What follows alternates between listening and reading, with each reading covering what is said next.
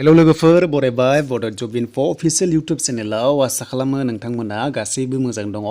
Assam police admit माब्ला मोनगोन बेनि सायाव गोबां कमेन्ट्स फैदोंमोन कमान्ड'आव दा बेखौनो बेयाव जों डिसकास खालामगोन एक्सपेक्टेड रिलि दा बेनिफ्राय जोंहा एडमिट माब्ला मोनगोन बेनि सायाव डिटेल्सखौ सावरायगोन दा बेनि सिगां जाय नोंथांमोना एसआइनि एग्जाम सेन्टार सेलेक्ट खालामनो हायाखै दासिमबो थ' नोंथांमोना फैनांगोन अफिसियेल वेबसाइटआव दा बेखायनो जों फैबाय अफिसियेल वेबसाइटआव दा अफिसियेल वेबसाइटआव फैनाय लोगो लोगो नोंथांमोना बे कमन रिटेन एग्जाम पर्टेलाव क्लिक खालाम दा बेयाव क्लिक खालामनाय लोगो लोगो जायफ्रा इनभेलिड देखायदोंमोन स' नोंथांमोना बारे बारे ट्राइ खालाम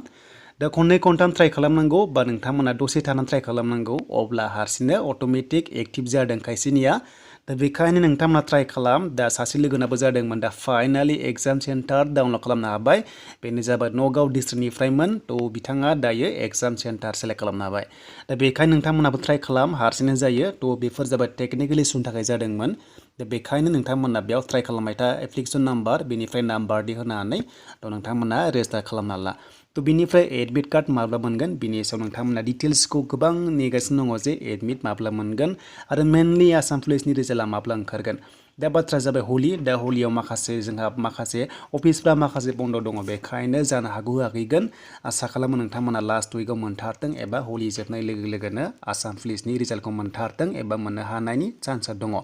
दा बेनिफ्राय एडमिट नोंथांमोना गवाबा जाय एसआइआव नोंथांमोना एडमिट मोननो गोनां दङ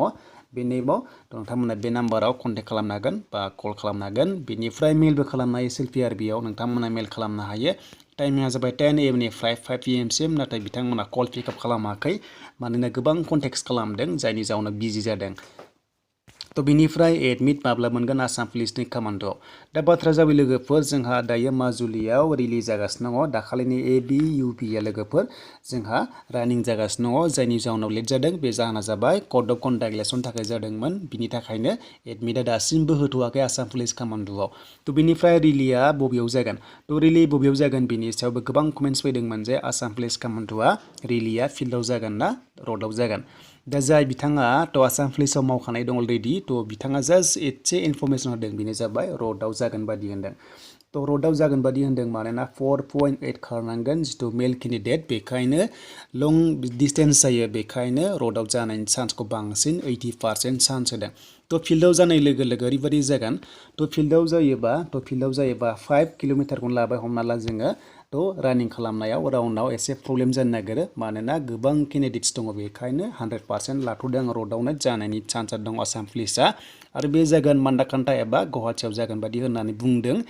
आरो बेयाव जायोबा नोंथांमोना टेनसन लानाङा हाजोबाबो बेयाव गासैबो समानसो होनदों आरो रडआ जाबाय फाक्कानि जागोन थ' नोंथांमोना फाक्का रडआवनो खारनो मोनगोन आरो बे प्लेनजों जागोन थ' लोगोफोर बेखिनियानोसैमोन दा जायफ्रा आसाम पुलिसाव एडमिट मोनाखै थ' नोंथांमोना ट्राइ खालामबाय था एबा एग्जाम सेन्टार नोंथांमोना जायाखैबा बेयाव ट्राइ खालामबाय था हारसिंनो अट'मेटिक जादों होनदों बा नोंथांमोना ट्राइ खालाम अब्लानो नोंथांमोना गासैबो डिटेल्सखौ मिन्थिगोन थ' बिनि सोमोन्दै लोगोफोर लेटेस्ट आपडेटआ बिनिफ्राय लोगोफोर एसआइनि एडमिट थ' नोंथांमोना एप्रिलनि फार्स्ट उइकआव मोनगोन आरो बे एग्जाम सेन्टार सेलेक्ट खालामनायनि लास्ट डेटआ बेनो जाबाय जोंहा 30 सिम थागोन मार्चनि